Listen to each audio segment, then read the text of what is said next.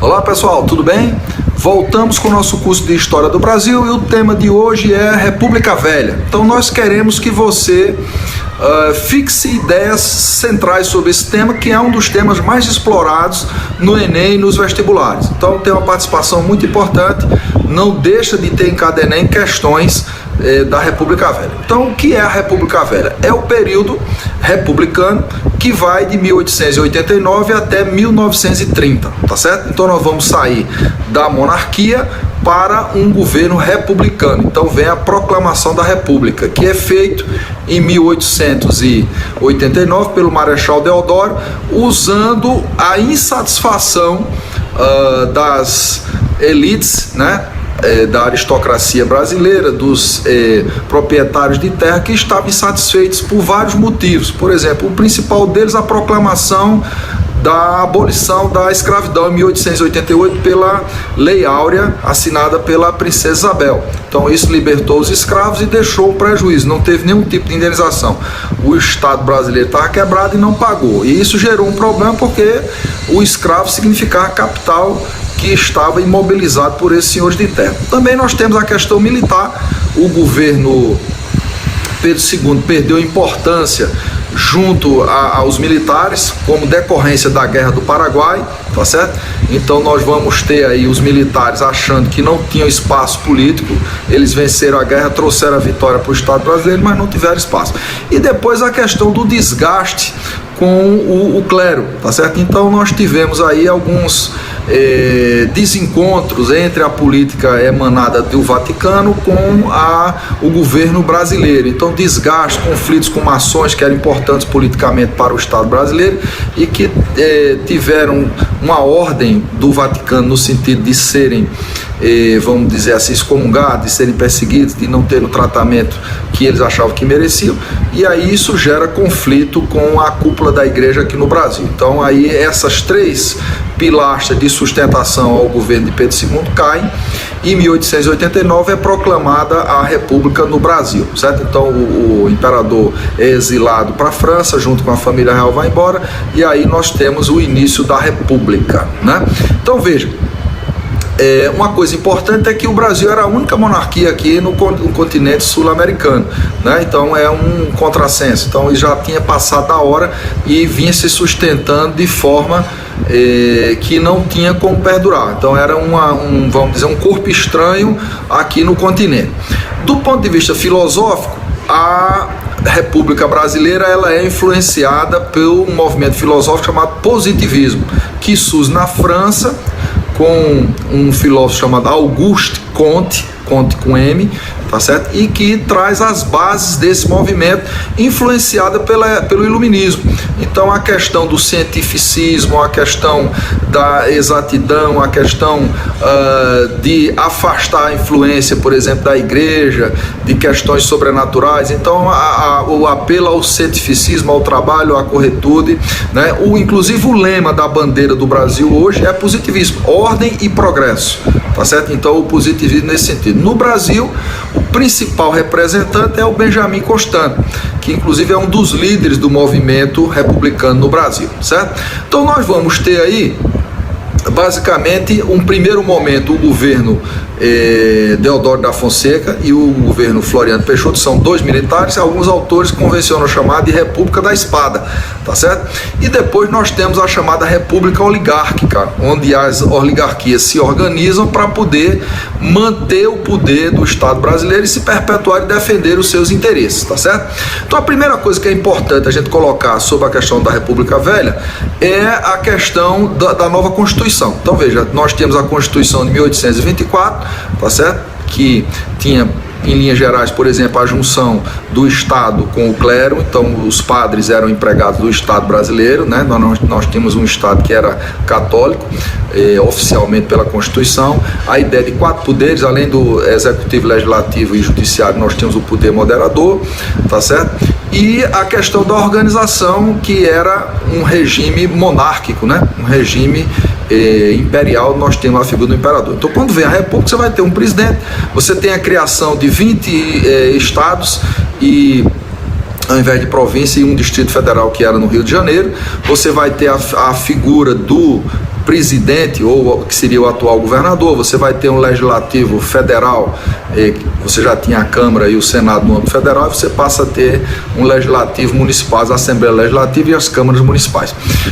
A partir dessa questão aí você vai ter a separação entre Estado e Igreja, então um Estado laico, tá certo? Então a Igreja fica totalmente independente e você não passa a ter uma única religião, você pode ter outras religiões. Então o Brasil era católico, apostólico, romano durante o Império, depois passa a aceitar outros credos sem problema nenhum. Outra questão importante é que durante a Constituição de 1824 você tinha a ideia do voto censitário. O que era o voto censitário? Você tinha que ter tantos alqueires de mandioca para poder votar, né? E agora você não tem mais essa exigência. A exigência passa, o voto é universal para quem é alfabetizado e tem mais de 21 anos do sexo masculino, tá certo? Então você não tem o voto feminino ainda, tá? Então quais são as características ainda dessa chamada República Velha? Nós vamos ter a ideia do coronelismo. O que é o coronelismo? Veja, durante a criação da Guarda Nacional, durante o Império, você vai ter aí a possibilidade de pessoas importantes que têm condição financeira de comprarem uma patente de coronel. Então você era coronel da Guarda Municipal, da Guarda Nacional. Então essa ideia de coronel, você passa a ter uma influência. Então fulano é um coronel, então é aquele chefe político local, e ele se compõe aí e organiza o seu curral eleitoral. O que é um curral? É uma região de influência. Então naquela fazenda ou naquela área, naquele município, ele manda, ele define como votar, ele amarra, pressiona, ele manda, é o chefe político. Se você não segue o coronel, você pode ser expulso daquelas terras, pode ser morto, perseguido, etc. É o chamado voto de cabresto, né? E que é feito, é adquirido mediante a concessão de vantagens, como dava uma bota e depois outra, ameaçava e coisas do tipo e tal, o chamado voto de cabresto. Esse voto de cabresto fortalecia as oligarquias locais, tá certo? A oligarquia quer dizer o quê? Arquia quer dizer governo, e ole pouco, então governo de poucos. Então poucos mantinham o poder entre si. Então eram famílias que faziam composições e elas mandavam nesse poder, né? E isso desemboca durante a República Velha a ideia da política dos governadores. O que é a política dos governadores? É uma parceria entre as oligarquias nacionais, as chefias nacionais da política, com as oligarquias dos estados. Então, em troca de favor, vou fazer a obra tal, construir açude, abrir uma estrada que beneficia aquela família. Então, a troca de favor no sentido da perpetuação do poder. Outra característica importante ainda da República Velha que você deve guardar é a ideia da política do café com leite.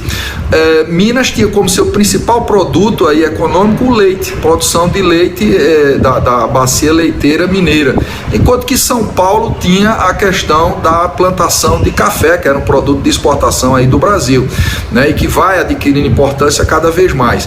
Então a política café com leite era o que? A alternância entre políticos mineiros, leite, e políticos paulistas, café, no sentido deles se alternarem na presidência da República. Então isso foi um acordo, sempre era um mineiro ou um paulista. Inclusive o fim da República Velha vai se dar com o rompimento, quando o presidente Washington Luiz, ao invés de indicar um mineiro, ele era paulista, indica um outro paulista, o Júlio Prestes, e isso gera uma insatisfação, que é assunto do próximo tópico, que é a Revolução de 30. Veja bem, além disso, essa República Velha ela é marcada pelo quê? Pela corrupção eleitoral. Então havia manipulação dos resultados, os candidatos que não interessavam ao sistema não eram eleitos, né? Então você vai ter a comissão de verificação, né? E aí você vai ter a chamada degola. Então os candidatos que eram contra o sistema não ganhavam nunca e tal. Importante também, durante esse período, tá certo? Durante os anos 20, você vai ter aí o movimento tenentista. O que era isso? Jovens tenentes, ansiosos por introduzir mudança na política no Brasil, começam um movimento, eles articulados, com ideias de renovação e inovação, e aí esses tenentes começam, por exemplo, o movimento do Forte de Copacabana, 1922, no governo Epitácio Pessoa, né? Os 18 do Forte, que é uma história famosa, que enfrentaram toda uma força muito maior, né? E só sobraram 2 desses 18 aí.